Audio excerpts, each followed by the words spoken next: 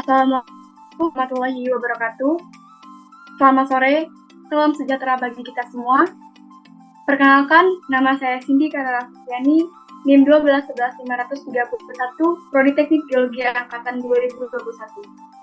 Pada hari ini, kami akan menanyakan hasil presentasi kami yang kami buat dengan tema Kondisi Hidrologi Provinsi Aceh dengan Potensi Sumber Daya Airnya.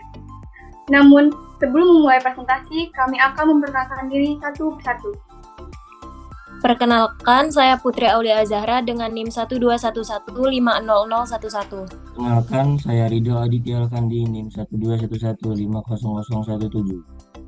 Perkenalkan, saya Dwi Sofilza dengan NIM 1211519. Perkenalkan, saya Siti Hanifah Kurrota Aini dengan NIM 121150025. Perkenalkan, nama saya Noel Setiawan dengan NIM 121150033. Perkenalkan, saya Amalia Putri Hartanti dengan NIM 121150041. Perkenalkan, saya Tio Mauli dengan NIM 121150043. Perkenalkan, saya Diki Falahudin dengan NIM 121150065. Provinsi Aceh termasuk ke dalam Indonesia pada bagian barat. Secara geografis, Provinsi Aceh berada di ujung barat Laut Pulau Sumatera. Provinsi Aceh sebelah utara berbatasan dengan Selat Malaka dan Teluk Bengkala. Sebelah timur berbatasan dengan Selat Malaka dan Provinsi Sumatera Utara. Pada sebelah selatan berbatasan langsung dengan Provinsi Utara dan Samudra Hindia. Dan pada sebelah barat berbatasan dengan Samudra Hindia. Secara astronomis, Provinsi Aceh terletak pada 2000 menit 00 detik sampai 6004 menit 30 detik Kelintang Utara dan 94.058 menit 34 detik sampai 98.015 menit 003 detik Bujur Timur dengan ibu kota provinsi terletak di Banda Aceh. Provinsi Aceh memiliki luas wilayah 56.758,85 km persegi atau 5.675.850 hektar, dengan kata lain 12,26% dari luas Pulau Sumatera. Provinsi Aceh memiliki wilayah laut sejauh 12 mil dan seluas 7.478.802 hektar dengan garis pantai 2.666,27 km persegi. Secara umum, peta regional Provinsi Aceh dibagi atas 3 wilayah, yaitu Lembar Banda Aceh, Lembar Takengon, dan Lembar Lok Sumawe. Pada bagian utara, untuk Provinsi Aceh didominasi dengan litologi berupa batu intrusif, yaitu granit, dan endapan-endapan aluvium pada bagian Lok Sumawe. Selanjutnya, pada bagian kota Lok Sumawe, Aceh Utara, sampai Bener Meriah berupa endapan aluvium yang didominasi oleh kerikil, pasir, lumpur, dan membentuk geomorfologi berupa kawasan dataran. Ini merupakan peta regional Lembar Takengon, Sumatera, yang terdapat pada wilayah Aceh bagian tengah, mencakup Gayo Luwes, Aceh Tengah, Pidie, sampai Aceh Besar. Pada wilayah ini terdapat formasi berupa formasi gempang. Formasi ini memiliki litologi batuan piroklastik, batuan metamorf, dan skis hijau. Selanjutnya pada regional Lembar Takengon juga terdapat kode formasi TMIGS, yaitu berupa formasi Gleiseken. Formasi ini didominasi batuan granodiorit, gabbro, diorit, granit biotit, dan batuan intrusi. Kemudian peta regional Lembar Calang pada wilayah Aceh bagian selatan, dengan kode formasi TLT, yaitu formasi Tanggala, mencakup Aceh Selatan hingga Aceh Barat. Batuannya berupa batu pasir yang menandakan memiliki nilai porositas dan permeabilitas yang tinggi. Litologi Aceh. Maka berdasarkan analisis dan pengamatan, peta regional Provinsi Aceh memiliki karakteristik litologi yang kompleks dan juga struktur morfologi yang beragam. Hal ini menjadi faktor utama dalam pola persebaran cekungan air tanah di Provinsi Aceh. Sebagaimana diketahui, Pulau Sumatera di bagian barat terdapat zona subduksi antara lempeng Indo-Australia dengan lempeng Australia yang membentuk sesar besar Sumatera yang terbentang dari Aceh sampai Lampung. Hal ini menjadi faktor dalam persebaran litologi, pola struktur dan secara umum, Provinsi Aceh Aceh terbagi atas 3 bagian, yakni Aceh bagian utara, tengah, dan selatan. Pada bagian utara terdapat berupa endapan-endapan aluvium dan dengan morfologi berupa dataran. Pada bagian tengah terdapat litologi berupa vulkanik dan juga batuan metamorf, yakni sekis hijau yang merupakan karakter litologi di daerah metamorfisme regional yang karena hal inilah membentuk morfologi berupa perbukitan dan pegunungan karena pengaruh struktur sesar besar Sumatera. Pada bagian selatan terdapat dataran dan juga cekungan yang terisi atas batu pasir. Secara garis besar, 3 wilayah ini terbentuk akibat pengaruh tektonik dan biasa dengan disebut Force Art atau bagian Aceh bagian selatan, Volcanic Art Aceh bagian tengah, dan Lake Art Aceh bagian utara. Selanjutnya yaitu neraca air. Berikut merupakan ketersediaan air permukaan di berbagai kepulauan.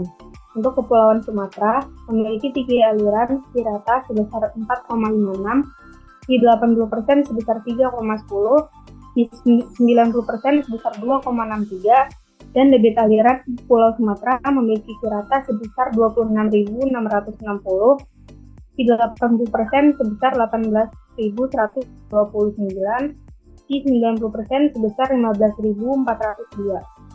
Dengan ketersediaan Pulau Sumatera, kiratanya sebesar 840.737, di 80% sebesar 571.703, dan di 90% sebesar 485.732. Berikut merupakan kebutuhan air di pulau-pulau di Indonesia, yang mana Pulau Sumatera memiliki irigasi sebesar kurang lebih 1,800.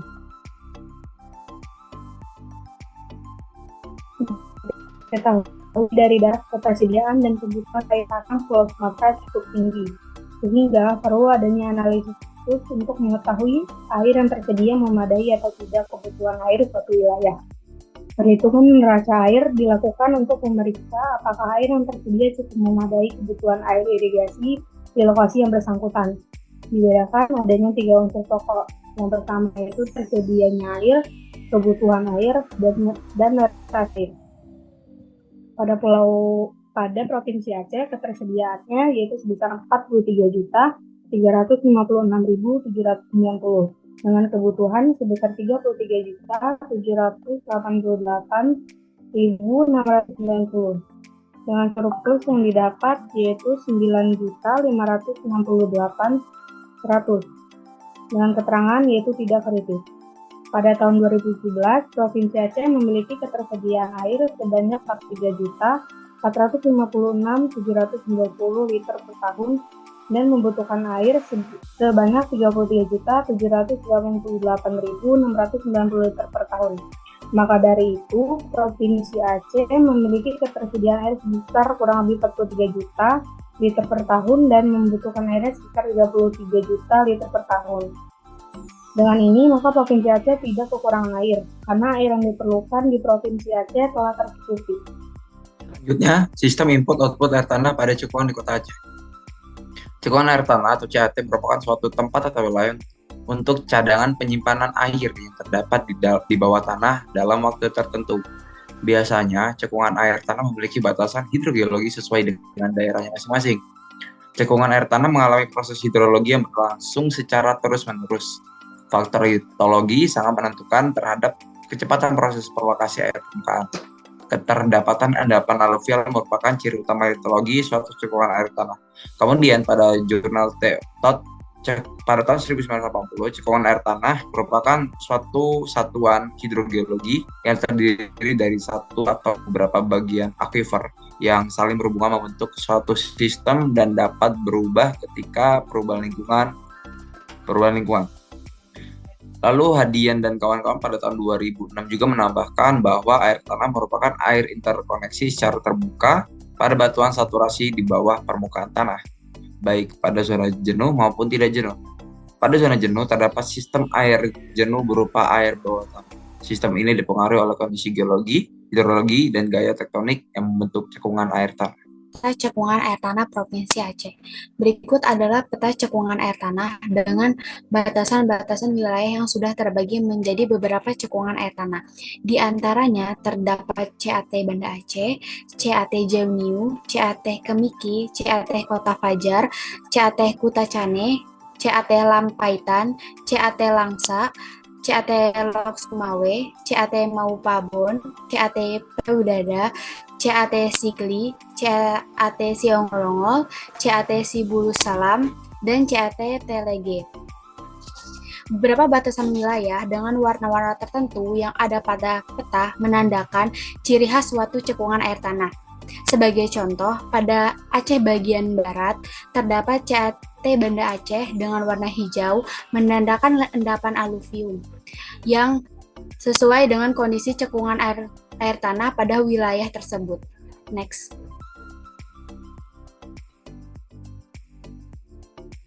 Jika dianalisis dari peta regional Aceh dan peta cekungan air tanah, dapat diketahui bahwasanya cekungan air tanah Banda Aceh memiliki litologi berupa endapan aluvium, merupakan tanah liat lepas berupa kerikil dan pasir, dengan porositas dan permeabilitas yang cenderung baik. Cekungan air tanah Banda Aceh memiliki ciri khas lapisannya dapat menyimpan dan mengalirkan air dalam jumlah yang ekonomis.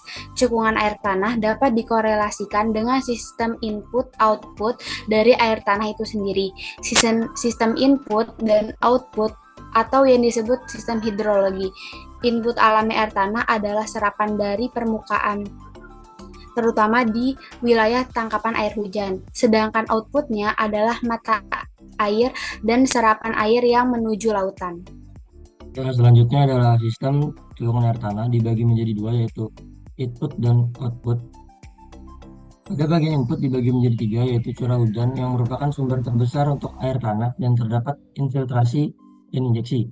Infiltrasinya aliran permukaan dari pegunungan Tengah Aceh, yaitu pegunungan Bukit Barisan yang terinfiltrasi di wilayah-wilayah dengan tingkat porositas dan permeabilitas yang tinggi. Contohnya pada wilayah Banda Aceh, Lok Sumawe, dan Melabok. Injeksi merupakan suatu proses yang tidak alami atau dilakukan oleh manusia yang dilakukan dengan menggunakan pompa sebagai alatnya untuk mengalirkan air permukaan seperti sungai dan danau ke tanah menjadi air tanah, dan salah satu cara lainnya merupakan memanfaatkan gaya gravitasi. Yang selanjutnya ada output yang dibagi menjadi 4, yaitu penguapan, aliran dasar seperti sungai dan danau, rembesan atau air tanah yang keluar ke sela-sela permukaan, dan penarikan contohnya seperti sumur yang digunakan masyarakat pada umumnya. Oke, masuk pada potensi air tanah dari peta hidrogeologi dan tipologi akuifer. Kita dapat melihat pada peta yang telah terlampir. Pada peta tersebut, Provinsi Negeri Aceh Darussalam dapat kita lihat ada beberapa cekungan yang ditunjukkan pada nomor 1, 2, dan 3. Dan ada pula di dalam peta terdapat pada bagian yang berwarna biru, di mana menandakan sebuah batas daerah imbuhan dari lepasan air tanah yang tertekan, sehingga CAT tersebut mengandung sistem akuifer. Atau lebih jelasnya kita dapat melihat dari penampang hidrogeologi yang sudah tertera pada peta. Provinsi Aceh tersebut memiliki kondisi topografi mulai dari datar hingga bergunung, di mana topografi tersebut dari yang datar berkisar hanya 32% dari luas pada permukaan Provinsi Aceh, sedangkan kondisi topografi yang berkisar sekitar 68%, yaitu daerah yang bergunung dari luas permukaan wilayah Provinsi Aceh tersebut. Topografi bergunung terdapat di bagian tengah Provinsi Aceh yang merupakan bagian dari gugusan pegunungan Bukit Barisan. Sedangkan dengan topografi berbukit terletak di bagian utara dan topografi landai terletak pada timur Provinsi Aceh.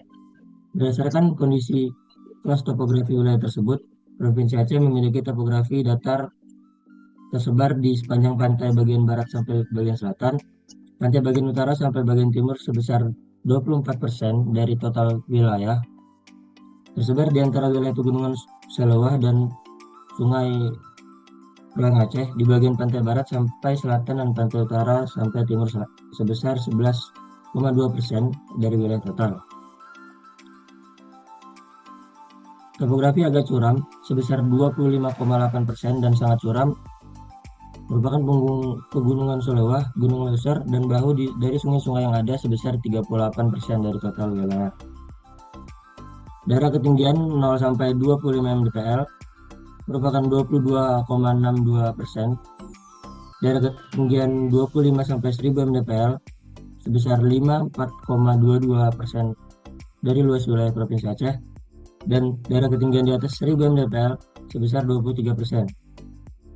Secara keseluruhan, Provinsi Aceh membagi wilayah ke dalam 3 bagian, yaitu Provinsi Aceh bagian pantai timur yang terdiri dari Sabang, Kota Banda Aceh, Kabupaten Aceh Besar, Kabupaten Pidie, Kabupaten Pidie Jaya, Kabupaten Beriun, Kabupaten Aceh Utara, Kota Lok Sumawe, Kabupaten Aceh Timur, Kota Langsa, dan Kabupaten Aceh Tamiang. Yang kedua, Provinsi Aceh bagian pantai tengah yang terdiri dari Kabupaten Bener Meriah, Kabupaten Aceh Tengah, Kabupaten Gayo Luwes, dan Kabupaten Aceh Tenggara. Dan yang terakhir, Provinsi Aceh bagian pantai barat selatan. Itulah tadi hasil presentasi dari kelompok kami. Apabila terdapat tutur kata yang tidak berkenan dan di hati, mohon untuk dimaafkan. Selamat sore, sampai jumpa. Wassalamualaikum warahmatullahi wabarakatuh.